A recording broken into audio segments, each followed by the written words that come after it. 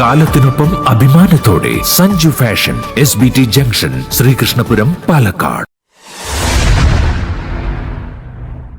ശ്രീകൃഷ്ണപുരം മാവുള്ളിപ്പറമ്പ് അയ്യപ്പക്ഷേത്രം താലപ്പൊലി മഹോത്സവം വർണ്ണാഭമായി ആഘോഷിച്ചു. ക്ഷേത്രം തന്ത്രി ഈക്കാട്ടുമനിക്കൽ നാരായണൻ നമ്പൂതിരിപ്പാടിന്റെ കാർമ്മികത്വത്തിൽ വിവിധ പൂജകൾ, പൂമൂടൽ എന്നിവ നടന്നു. താലപ്പൊലിയോടനുബന്ധിച്ച് പ്രസാദ ഊട്ടുമുണ്ടായിരുന്നു.